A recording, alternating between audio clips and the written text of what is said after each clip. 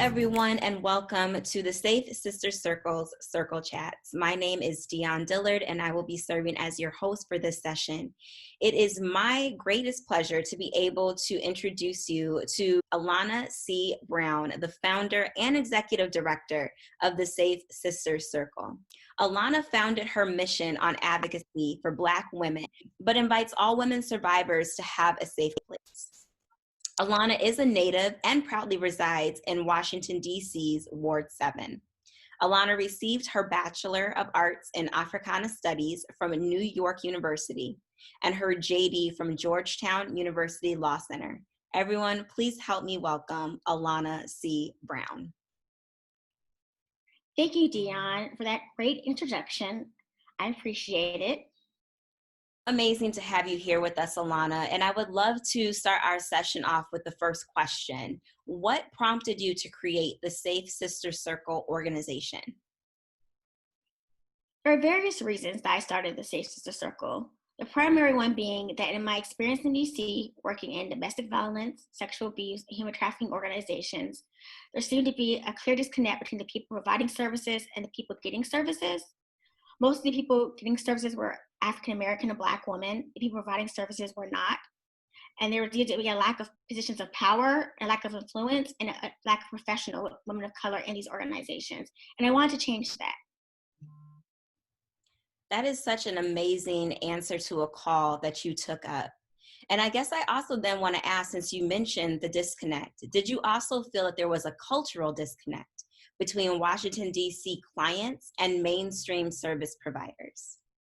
Yes, I did. So we believe that there's more comfort level with Black women survivors and Black women service providers, and that's an important part of providing services. We believe that representation matters and community connection specific to our direction of our organization.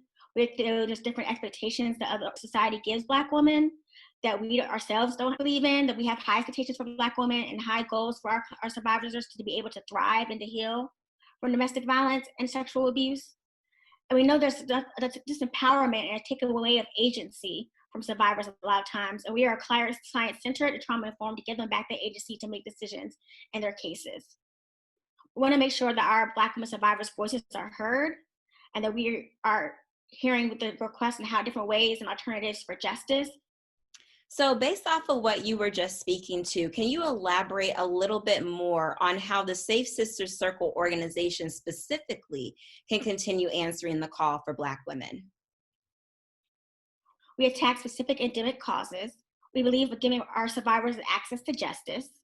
We also are believing in the new kind of world of racial reckoning, that we are finding alternatives to law enforcement remedies. So not just dealing with the criminal justice system, but restorative justice or transformative justice as alternatives. And we also want to work with the community to define what justice means to them and redefining the identity of Black women within the system. And we are survivor created and trauma informed, and we're meeting people where they are in their communities. The answer that you just gave is right on time with where the climate of the United States is right now. So could you also share some of the current statistics within the communities that the organization serves? So nationally, we know that 40% of Black women have been survivors of domestic violence and sexual abuse. While we don't know the exact statistics in Washington, D.C., we do know through the D.C. Coalition Against Domestic Violence survey that the most reported cause of domestic violence and sexual abuse came from Ward 7 or 8. So we can see that Ward 7 and 8 is 98 to 99% Black, that majority of Black people are the ones calling in for services for domestic violence and sexual abuse. So it kind of equals the same as the national average. And I do just want to make sure that our viewers capture it again, but what area do your services support? We primarily support Ward 7 and Ward 8 of Washington, D.C., so we are open to everyone who needs help. So also, knowing that you provide these direct legal services for civil protection order hearings, family court cases, and criminal court advocacy, how can women in need of your legal services reach you?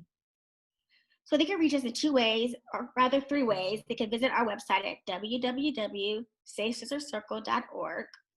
They can email us at info@safesistercircle.org or call us at 202-596-5655. 5209. Awesome. So multiple ways to be able to get in touch with the Safe Sisters Circle. Are there any additional resources that may be necessary after legal aid is obtained? So we believe that it's not just legal aid. People need more than one thing to thrive, right? So we believe in food security, classes for career advancement, therapy, and housing. I think housing, especially in DC, is one of the most important things that we try to help people get. And also therapy as survivors of trauma. They really need to get the mental health help that they need. Fantastic. It's awesome to know that it doesn't just stop at legal representation, that you continue to support your clients past that point. So, how can the community get involved? Well, community can get involved in several ways. Coming up in the fall and winter, we are starting listening sessions. It's a way that we said earlier that we want to have the community define justice. So we're reaching out to the residents of Ward 7 or 8 and have them come to a listening session so they too can define what justice is for them, define what they're looking for in a service provider, legal service provider, otherwise. And what are the solutions that they have in terms of fighting and preventing domestic violence and sexual abuse. That is absolutely great. I think that the Safe Sisters Circle is welcoming it, its support to the entire community. So make sure that you do follow Alana's suggestions and get involved. So as we wrap up, Alana, is there anything else that you would like to add? The Safe Sister Circle doesn't just provide direct legal services, though that's what we primarily do. We do help survivors in the East of the River community. We do educational trainings and know your rights trainings to the community. Thank you so much again, Alana, for such a robust history background and also current advocacy skill sets that you bring to the Ward 7 and 8 community in Washington, D.C. I have had a wonderful time interviewing you today. And again, thank you so much. Thank you too. Hi.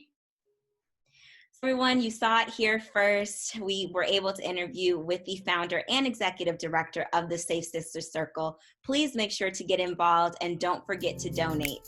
Until next time, we'll see you later.